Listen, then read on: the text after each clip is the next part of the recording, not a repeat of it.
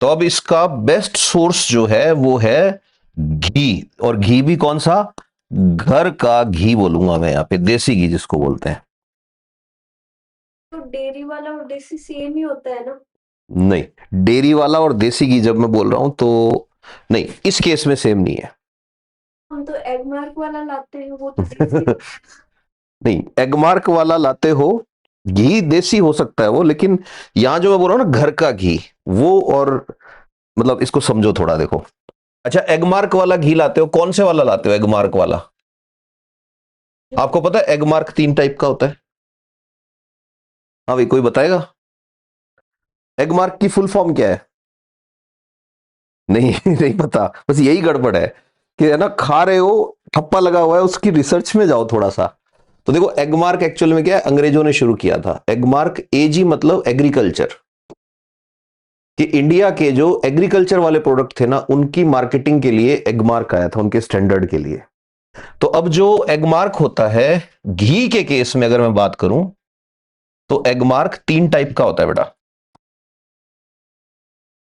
तीनों एक जैसा दिखेगा आपको, ऐसे ऐसे होगा, बीच में ऐसे इंडिया का मैप होता है और लिखा होता है एगमार्क। अब ये जो एगमार्क लिखा होता है ना घी में, वो 3 कलर में मिल सकता है आपको। हो सकता है एगमार्क जो है वो रेड कलर में हो घी के ऊपर, हो सकता है जो एगमार्क है वो ब्राउन कलर में हो, वो चॉकलेट वाले कलर में, ब्राउन नहीं चॉकलेट वाले कलर में, और हो सकता है ये ग्रीन कलर में हो। तो अब पहले तो ये बताओ, आप कौन से वाला लाते हो एगमार्क घी? नहीं अंदाजा? तो देखो, जो रेड वाला एगमार्क घी है, अब यहां पे मैं मार्केट में बिकने वाले उस घी की बात कर रहा हूं जिसको डेयरी वाले बनाते हैं, और डेयरी में बना हुआ देसी घी है। तो पहली बात तो यही 3 तरह का हो गया, रेड, चॉकलेट और ग्रीन, 3 कलर के अंदर होगा। तो ये किस बेसिस पे क्राइटेरिया डिसाइड करते हैं? अच्छा, आपने ना टॉपिक ऐसा छेड़ा है जिस पे खूब रिसर्च किया हुआ है। रीजन क्या है कि खुद भी खूब बनाया है और खाया भी खूब है और आज भी खाते हैं खूब। ठीक है, तो देखो, रेड कलर, चॉकलेट और ग्रीन, ये किसके बेसिस पे है? तो अभी हमने बात करी थी ना ऑलिक एसिड। ऑलिक एसिड मतलब अभी बताया था ओमेगा 9। तो ओमेगा 9, ओ भाई साहब, हर चीज लिखनी नहीं होती। ये इसने क्वेश्चन पूछ लिया इसलिए समझा रहा हूं मैं, लिखने में लगा हुआ है हर चीज। इधर देख ले 2 मिनट। अब देखो है ना, जो ऑलिक एसिड होता है, ऑलिक एसिड अगर 1% तक है, 1% की लिमिट है अगर ऑलिक एसिड की, तो उसको रेड कलर पे एग मार्क देते हैं घी के अंदर। ये डेयरी वाले घी में बेस्ट घी होता है। तो इसको घी नहीं कहते, इसको कहते हैं स्पेशल ग्रेड घी। स्पेशल ग्रेड घी। फिर ऑलिक एसिड थोड़ा बढ़ गया, 1.3%, 1.5% की रेंज तक लिमिट चली गई, उस टाइम इसको बोल देंगे स्टैंडर्ड देसी घी। ये मैं अभी घर वाले घी से कंपेयर नहीं कर रहा इसको मैं। और फिर आता है ग्रीन। तो ग्रीन वाला जो होता है उसमें ऑलिक एसिड 2% तक की लिमिट देते हैं, तो इसको बोल देते हैं जनरल देसी घी। तो पहले तो आज ये देखना घर जाके पता लग रहा है? बताओ अब कौन से वाला एग मार्क खाते हो आप? आइडिया है कुछ? अरे बोल तो सही कुछ। ग्रीन मतलब देखा है या नहीं देखा कभी? बस खाए जा रहे हैं। चलो, अब मैं थोड़ा सा हिसाब किताब कर देता हूं आपके जो डाउट है। तो देखो, जो देसी घी है ये 2 टाइप का आता है दुनिया में। एक वो देसी घी जो डेयरी पे बनता है, जिसको ज्यादातर लोग खाते हैं, जिसको आप अभी अभी बोल रहे थे कि एग मार्क लगा होता है। दूसरा वो देसी घी जो मेरे साथ चलो मेरे घर पे बनेगा, या आप में से भी कई लोग होंगे जो बना के खाते हैं घी, जिसको मैं कहूंगा होम मेड देसी घी।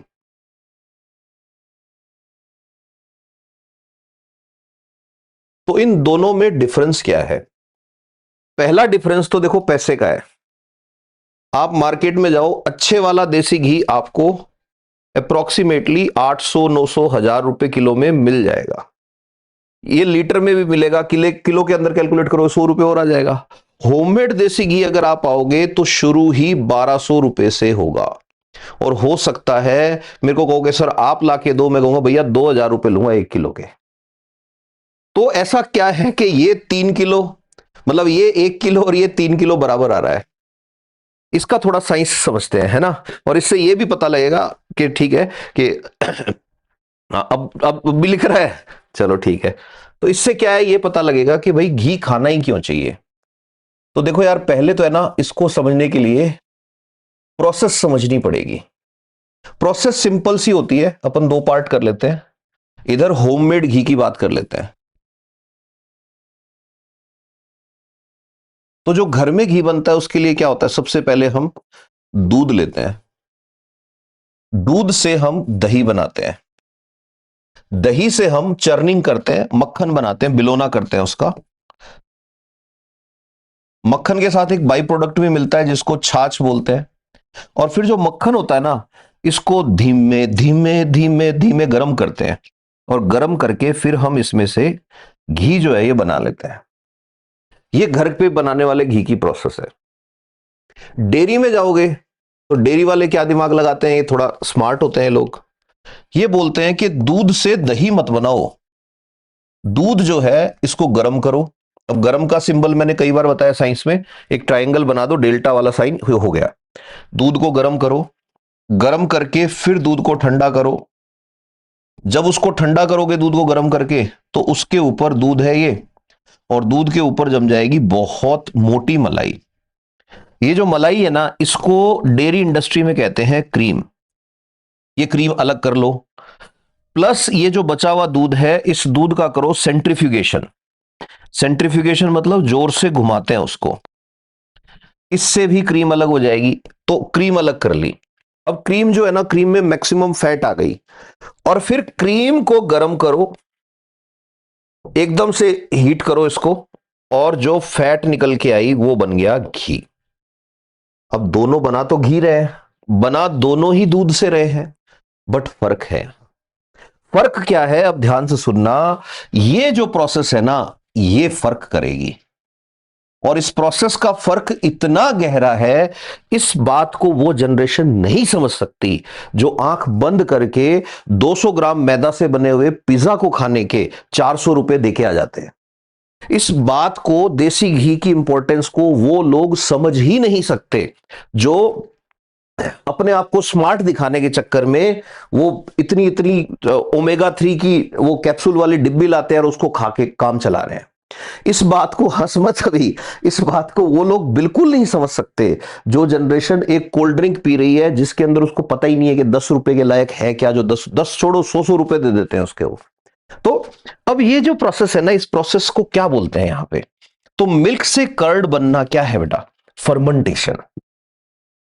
फर्मेंटेशन हो रहा है। अब फर्मेंटेशन जैसे ही आया, तो फर्मेंटेशन में तो एक चीज और इन्वॉल्व हो गई, कि कौन इन्वॉल्व हुआ, फर्मेंटेशन में इन्वॉल्व होगा बैक्टीरियल फ्लोरा।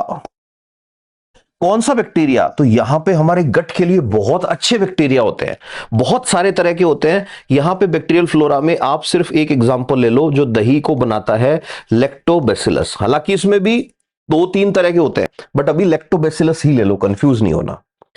अब होता क्या है इसमें और इसमें डिफरेंस क्या आएगा, तो अब ध्यान से सुनना। दोनों के दोनों घी, बशर्ते कि डेयरी वाला बड़ी अच्छी क्वालिटी से बना हुआ है, दोनों के दोनों घी 99% से ज्यादा फैट है। दोनों के दोनों घी जो है उनमें विटामिन ए है, विटामिन के है, विटामिन डी है, विटामिन ई है। दोनों के दोनों घी जो है उनके अंदर ओमेगा 3 है, ओमेगा 6 भी है, ओमेगा 9 भी है, ठीक है, और भी बहुत सारी चीजें हैं दोनों में है। बट फर्क क्या है, तो अब ध्यान से सुनना, और इस फर्क को ध्यान से समझ लिया अगर आपने, तू तो आज के बाद कम से कम नहीं खरीदेगी, है ना, डेयरी वाला घी। अब ऐसा नहीं है डेयरी वालों की बिक्री कम कर रहा हूं मैं, है ना, लेकिन जो फैक्ट है वो है, जो सत्य है वो सत्य है। विज्ञान क्या बोलता है, I know that I don't know, मैं जानता हूं कि मैं नहीं जानता।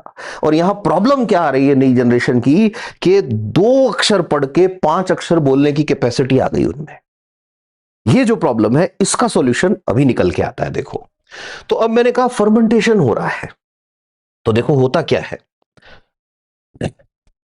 जब आप देसी घी बनाते हैं, देसी घी का मतलब जो मैं बता रहा हूं घर पर, होममेड घी, HMG लिख रहा हूं, होममेड घी। तो इसको बनाते टाइम जो फर्मेंटेशन हो रहा है, उस फर्मेंटेशन में सबसे पहला फायदा क्या होगा कि जो मिल्क है ना, मिल्क से जब कर्ड बनेगा तो मिल्क के अंदर बहुत सारा अमाउंट में बीटा कैरोटीन होता है। ये जो बीटा कैरोटीन है, इस बीटा कैरोटीन को फर्मेंटेशन जब होता है, यानी लैक्टोबैसिलस जब इसके साथ रिएक्ट करेगा, तो उस बीटा कैरोटीन को यह कन्वर्ट कर देता है रेटिनॉल में, या रेटिनॉल के कोई ऐसे प्रिकर्सर में जिसको इजी हो पचाना। ये पहली बात बता रहा हूं मैं। नंबर 2, मोस्ट इंपॉर्टेंट थिंग, ध्यान से सुनना। विटामिन के सबने पढ़ रखा है, क्या काम आता है विटामिन के, तू ही बता। हाँ भाई, क्या करता है विटामिन के? चोट लग जाती है तो क्या? जोर से बोलो, क्या? खून रुकता है, हाँ, रक्त का थक्का बनाता है। तो विटामिन के जो है, विटामिन के 2 टाइप का होता है बेटा। एक होता है विटामिन K1, एक होता है विटामिन K2। विटामिन K1 जो है, ये आपको पढ़ाया जाता है जनरली फाइलोक्विनोन। यही पढ़ाया होगा, मैंने भी तुमको लिखवाया होगा जब यही कहा होगा कि विटामिन के जो है वो फाइलोक्विनोन है। अब जो मिल्क से कर्ड बना है, दूध से दही बना और दही से जब मक्खन बना, इस प्रोसेस में क्या हुआ बेटा, ध्यान से सुनना, कि इस प्रोसेस में फर्मेंटेशन हुआ। फर्मेंटेशन जब हुआ तो जो विटामिन K1 था, यानी कि जो क्या था, फाइलोक्विनोन था, वो फाइलोक्विनोन दही बनने में और दही से मक्खन बनने की प्रोसेस में कन्वर्ट हो गया K2 में। K2 जो होता है, इसको बोलते हैं मेनोक्विनोन। मेनोक्विनोन। अब ये जो मेनोक्विनोन बन गया ना, मेनोक्विनोन हीट स्टेबल है बेटा, हीट स्टेबल है, और इसका एब्जॉर्प्शन बहुत अच्छा होता है, बॉडी सीधा एब्जॉर्ब कर लेती है इसको। अभी तक मैं सिर्फ विटामिन की बात कर रहा हूं, अब सबसे इंपॉर्टेंट प्लेयर पे चलते हैं। तीसरे नंबर पे डी की बात जब आती है, तो आपको याद रखना पड़ेगा DHA, और यहीं पे बता देता हूं EPA। DHA और EPA जो है, ये दोनों के दोनों एग्जाम्पल हैं ओमेगा 3 के, ओमेगा 3। अब होता क्या है कि गाय जो है वो घास खाएगी, ये घास है, इमेजिन करो। अब दो दो सिनेरियो बता रहा हूं मैं आपको। एक ये घास है, कौन सी घास है? ओपन ग्राउंड की घास है, जिसमें अलग अलग टाइप की घास खा रही है गाय। आज कुछ और खाया, आज बरसिम खिलाई, कल ज्वार खिला रहे हैं, परसों चने का हरा चारा खिला दिया, उससे अगले दिन कुछ ही नहीं था तो हो सकता है उसको गेहूं की जो तूड़ी आती है वो खिला दी, है ना, कुछ भी खिला दिया उसको। तो अलग अलग तरह की जो है फूड खा रही है गाय। दूसरी तरफ क्या है कि गाय है, आपने एकदम बंद एरिया में उसको पाल रखा है, और उसको एक ही एक तरह का फूड दे रहे हो, और मोस्ट ऑफ द टाइम उसको ड्राई फूड दे रहे हो आप, कि खाती जा तू चारे।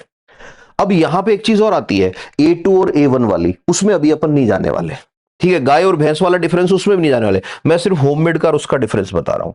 अब क्या होगा बेटा, ये जो घास खा रही है ना गाय, घास के अंदर होता है ALA। ALA is what? Alpha linoleic acid. ये जो है ये ओमेगा 3 है। गाय ने जब घास खाई तो गाय के पेट में भी बैक्टीरिया थे बहुत सारे, जैसे हमारे पेट में होते हैं, कोलोन के अंदर अच्छे बैक्टीरिया होते हैं, तो ऐसे ये बैक्टीरिया थे। इसको हम कह सकते हैं रोमिन का बैक्टीरिया। रोमिन जो होता है, गाय का इंटेस्टाइन जो होता है, ये इस ALA से बनाएगा DHA और EPA। आपको पता है ये DHA और EPA ओमेगा 3 के नाम से मार्केट में बेचे जाते हैं, अरबों रुपए का मार्केट है। लोगों को यह बिठा दिया दिमाग में ऐड कर करके कि फिश ऑयल के अलावा और किसी चीज से मिलता ही नहीं है, और फार्मा कंपनियां ये चाहती ही नहीं है कि आपको ये पता लगे कि 2 चम्मच देसी घी खाओ, आपको मछली के कैप्सूल से बढ़िया ओमेगा 3 मिलेगा।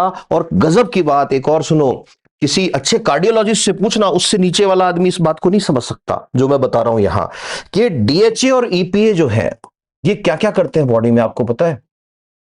डीएचए, ईपीए, के2, मैंने अभी भी बताया ना, छोटा सा डिफरेंस बता रहा हूं आपको कि किस लेवल पे जाता है जब पढ़ाई करते हो।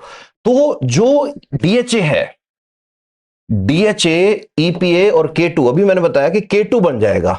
तो अब होता क्या है, आपने देखा होगा हार्ट अटैक होते हैं, तो हार्ट अटैक होते हैं तो उन लोगों को कहते हैं भाई आपकी जो आर्टरीज हैं, आपकी जो ब्लड वेसल्स हैं, आपकी जो खून ले जाने वाली पाइप है, उसके अंदर कैल्शियम जम गया, कैल्शियम डिपॉजिट हो गया, इसलिए आपके ब्लॉकेज आ गया। ये तो सुना होगा ना, ब्लॉकेज आ जाता है बहुत सारे लोगों को, एथेरोस्क्लेरोसिस या और प्रॉब्लम हो जाती है, ठीक है। तो के2 जो होता है ना, उसमें कैपेसिटी है, क्योंकि ये खून का थक्का बनाता है और के2 इज रिलेटेड टू ब्लड। तो याद रखना, के2 क्या करता है, ये आपकी ब्लड वेसल्स में जाएगा और जहां भी एक्स्ट्रा कैल्शियम है ना, उसको डिसॉल्व करके और वापस ब्लड के अंदर भेज देगा। सोचो कितना जबरदस्त रोल है इसका। तो के2 जिसके अंदर जाएगा, उस आदमी को हार्ट डिजीज होने का खतरा कम हो जाएगा। के2 जिस आदमी के अंदर जाएगा, उस आदमी के ब्लॉकेज होने का खतरा कम हो जाएगा। और ये के2 वाला जो है, ये आपको सिर्फ और सिर्फ मिलेगा होममेड घी के अंदर। दूसरे वाले में मिलेगा बट इतना नहीं मिल सकता। रीजन क्या है, ध्यान सुनना, के1 से के2 बन कब रहा था? जब दूध से दही बन रहा था, और डेयरी वाले दूध से दही बनने ही नहीं देते, वो तो दूध से क्रीम निकाल लेते हैं। फिर आगे चलते हैं, दूसरी चीज दिखाता हूं आपको और भी गजब की, ठीक है। अब दूसरी चीज जो आएगी वो है ईपीए।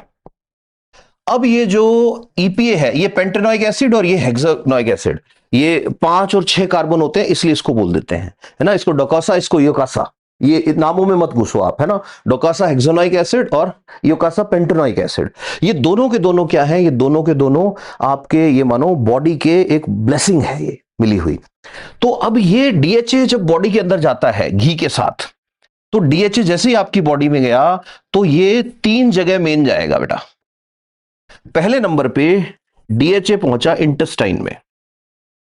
इंटेस्टाइन के अंदर जब जाएगा, तो स्मॉल इंटेस्टाइन और लार्ज इंटेस्टाइन, दोनों इंटेस्टाइन पता ही आपको। अब जो लार्ज इंटेस्टाइन है, उसमें एक पार्ट होता है colon, transverse colon, ascending colon, descending colon, पढ़ा होगा डाइजेस्टिव सिस्टम में, है ना। अब ये जो कॉलन होता है, तो सबसे ज्यादा कॉलन की कैंसर से कौन बचाता है, किसी डॉक्टर से पूछना होगा, डीएचए। डीएचए जो है उसकी एंटी कैंसर प्रॉपर्टी है बेटा। रीजन क्या है, डीएचए जो है एंटीऑक्सीडेंट है, ये जो है ये इंटेस्टाइन में आपके सूजन नहीं होने देगा। तो हिंदुस्तानियों में एक बीमारी होती नहीं है, आईबीएस। बहुत कम पेशेंट मिलेंगे इंडिया में आपको आईबीएस के, ठीक है। इरिटेशनल बाउल सिंड्रोम, उसमें क्या होता है कि पोटी जाते हैं तो आदमी को इरिटेशन होती है, बहुत परेशान रहता है आदमी, विदेशों में भरे पड़े हैं इसके पेशेंट। रीजन घी। उसके बाद दूसरी बात, ठीक है, कोलन के अंदर ये कैंसर नहीं होने देगा। तीसरी गजब की बात, जो रेगुलर घी खाएगा उसके पाइल्स होने के चांसेस कम है, बवासीर बोलते हैं, ये नहीं होगा उस आदमी के। दूसरे नंबर पर ये डीएचए ब्रेन का टॉनिक है बेटा। ये ब्रेन में जब जाएगा, तो ब्रेन के अंदर जो न्यूरोट्रांसमीटर्स होते हैं, एक न्यूरॉन जब दूसरे न्यूरॉन से बात करता है, तो न्यूरोट्रांसमीटर रिलीज होते हैं। आपको पता है DHA is directly associated with the activity of brain. DHA is directly activity, एक सेकंड, फोन किसका आ रहा है? हाँ जी, तो देखो, DHA is directly activated with the activity of brain. फिर से आ रहा है, कौन है, कोई बात नहीं, ठीक है। अब ध्यान से सुनना, हमारा जो ब्रेन होता है बेटा, हमारे ब्रेन के अंदर क्या होता है कि जो केमिकल्स होते हैं, न्यूरोट्रांसमीटर्स जिसको कहते हैं, जिससे हमारा ब्रेन एक दूसरे से बात करता है, जैसे ये न्यूरॉन है, ये दूसरे न्यूरॉन से बात करेगा। तो ऐसे ही हमारे ब्रेन में एक फैक्टर होता है। तो एक बीमारी सुनी होगी आपने, एल्जाइमर। एल्जाइमर क्या होती है, एक बीमारी है जिसमें आदमी भूलने लग जाता है, तो एल्जाइमर हो गई। या फिर आपने देखा है विदेशों के अंदर आपको बहुत सारे बूढ़े लोग मिलेंगे जिनके हाथ ऐसे ऐसे ऐसे ऐसे हिलते रहते हैं, चम्बक छल्लो वाला डांस करते हैं वैसे करके।